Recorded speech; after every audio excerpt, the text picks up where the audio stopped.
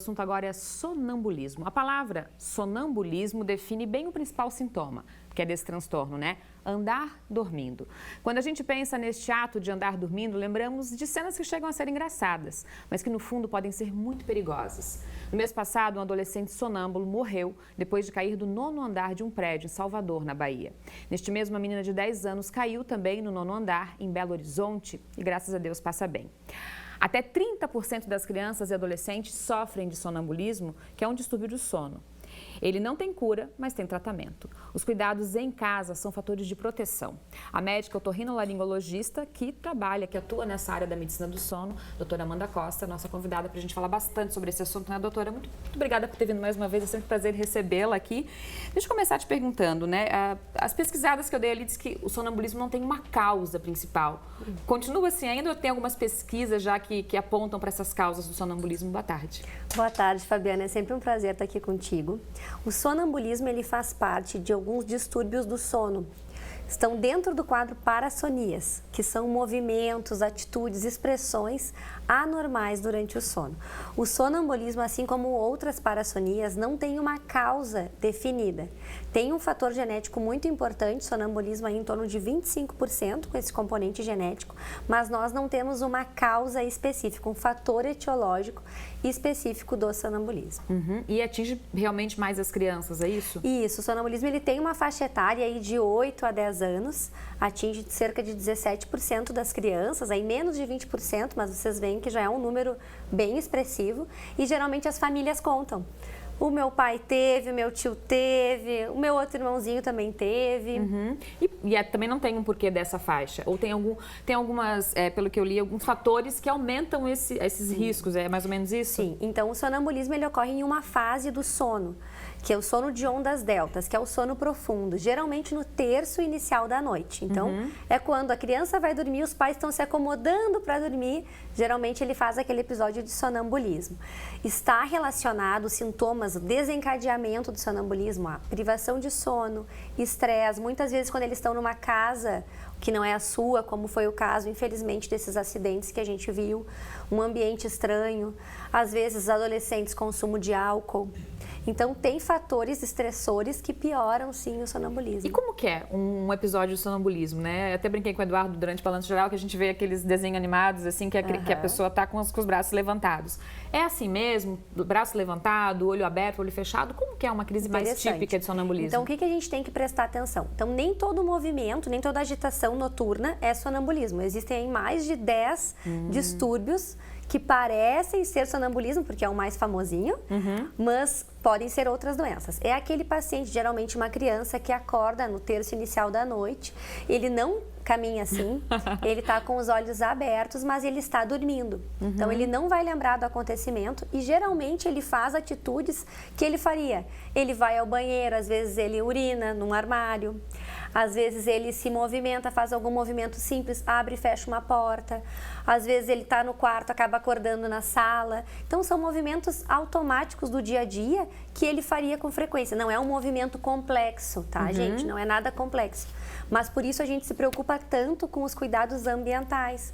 Um paciente que é sonâmbulo ou que sabe que a família é sonâmbula, a gente tem que ter vários cuidados para esse ambiente ficar um ambiente mais seguro. Como, por exemplo, né, a gente acabou de falar, né, e você falou agora desses episódios que as crianças estavam fora da casa, né? Isso já é um fator de risco importante, então. O que a gente fala sempre? Em primeiro lugar, casa onde tem criança, ela tem grade ou ela tem rede nas janelas, tá? Isso aí a gente não pode mais abrir mão, já é um ponto passivo. Quarto, nada que machuque, nada de ponta, né? Quarto de criança não pode ter móveis de ponta. Olha esse móvel aqui, ele é redondo, né? É um móvel que já nos facilita. Esse aqui. Outra coisa, janelas sempre fechadas. Janelas fechadas, geralmente com trinque, algum tipo de alarme que os pais saibam que a criança acordou. Por isso que crianças sonâmbulas ou com história de sonambulismo, quando forem dormir fora de casa, a gente tem que manter esses cuidados também. É uma fase, a maior parte é benigna, cerca de 10 a 11 anos, nós não temos mais sonambulismo, ou uma pequena parcela persiste com sonambulismo. Mas tem adulto sonâmbulo também. Tem adulto sonâmbulo também. Primeiro que o sonambulismo ele acontece na fase do N3, que é um sono de onda delta, um sono profundo.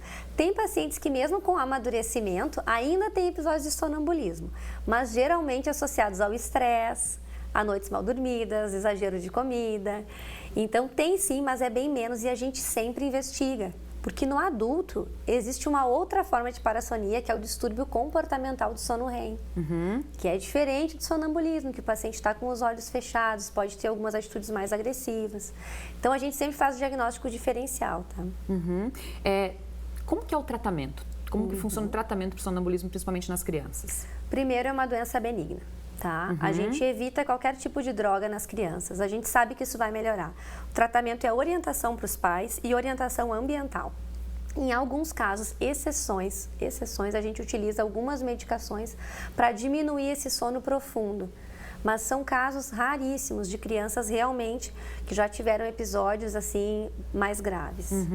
Tem umas perguntas aqui, até se você quiser participar com a gente, pode mandar a sua dúvida. 984052073 é o número do nosso WhatsApp. Tem uma participação aqui, não se identificou, mas falou: boa tarde, minha mãe começou com as crises de sonambulismo aos 18 anos e tem vários netos sonâmbulos. É normal? Obrigada pela participação. São duas perguntas aqui, duas situações, né, doutora? Vamos lá. Começou com crise aos 18 anos. Não é normal, tá? O mais comum é que ela comece com crises mais cedo, como eu te falei, assim, em torno de 8 aninhos, 7 aninhos, mas pode acontecer aos 18 anos, tá? A gente sempre faz o diagnóstico diferencial. Quais são as doenças que se confundem com o sonambulismo? Crises epiléticas, tá? Podem estar associadas, às vezes têm sintomas parecidos, e o distúrbio comportamental do sono REM, que é outra etiologia aí que a gente também investiga.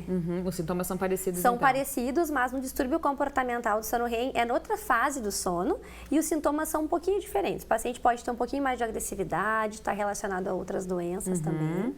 Ó, tem um monte de pergunta aqui agora, mas aí, complementando aquela pergunta, então ela teve crises e tem netos, aí é mais normal ter os netos. Aí é bem comum, tem o fator familiar de 25% e isso é um fator, ó, se tu já sabe que a tua avó ou que tu tem outros familiares que têm sonambulismo, arruma a tua casa, deixa a tua casa já preparada para essas crianças. E sonâmbulo fala? O sonâmbulo fala, o sonâmbulo se movimenta, ele está com os olhos abertos, mas ele está dormindo, tá? Não anda assim. Mas conversa, pode conversar ou não? Ele pode conversar. Tem gente que só fala, que não se movimenta, que aí chama o sonoloque, tá? Tem gente que fica conversando, às vezes tem uns pesadelos, conversa, também é outra entidade. Tá. Meu filho de 6 anos levanta e faz coisas bem estranhas. Às vezes eu chamo ele até me responder. Tem algum risco acordar ele nessa situação ou ele acordar no susto? Uma boa pergunta que eu já ia fazer daqui a pouco. A Grace participando com a gente. Grace Duarte, muito obrigada pela participação. Bem aí, legal doutora? essa pergunta. O que fazer quando o meu filho tá aí sonâmbulo caminhando pela casa? Primeiro, a gente não pega ele, não sacode assim, acorda fulano. Não existem maiores riscos, mas ele vai acordar confuso, ele está dormindo. O que a gente faz é direcionar esse paciente. A gente segura ele, vai direcionando para a cama. Não precisa acordar, não precisa ficar chamando ele, causar mais um estresse, ele está dormindo. Ele está num sono profundo. Tem que chamar assim, devagar. Não precisa nem conversar, a gente vai direcionando para a cama, vai levando. Vamos acompanhando essa criança. E de repente pode continuar dormindo. Sim, ele está dormindo. No outro dia nem sabe o que aconteceu. Exatamente, tem uma amnésia. Não precisa chamar, então. Não precisa mandar... chamar. Tu vai direcionando e ele vai obedecendo, assim. Mas se vai que chamar, pode. Se tiver que chamar, pode. Se ele acordar também, não tem problema. Mas tem muitas mães que ficam ansiosas, que querem acordar. Vamos tirar ele desse sonambulismo. Não, gente, ele está dormindo. Está tudo bem. Inclusive a pergunta da Clara, aqui de Chapecó. Clara, obrigada pela audiência, pela participação. Eu tenho uma dúvida sobre por que não pode acordar um sonâmbulo. A doutora Amanda acabou de falar um pouquinho sobre isso, não é que não possa acordar, mas tu não precisa fazer essa estratégia. Simplesmente levar a criança até o quarto dela, até a cama dela, já é uma estratégia maravilhosa.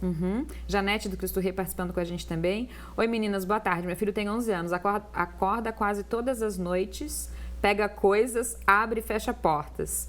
É verdade que eu não posso acordar, também acabamos de falar, mas essa questão é bem de sonambulismo mesmo. Então. O que a gente tem que fazer? Esse é um paciente que merece um outro cuidado. A gente tem que colocar um alarme quando esse paciente levanta. Hoje em dia já tem sensores, antigamente tinham sininhos. A gente tem que ficar esperto. E a porta, se tu tem uma porta que dá vazão para tua cozinha, por exemplo, que tenha materiais cortantes, né? Esses cuidados a gente tem que pensar. Ou trancar as portas, exatamente, tirar as chaves, trancar, tirar as chaves, manter esse cuidado ambiental. Esse é o maior perigo do sonâmbulo, tá? É esse risco que ele se expõe.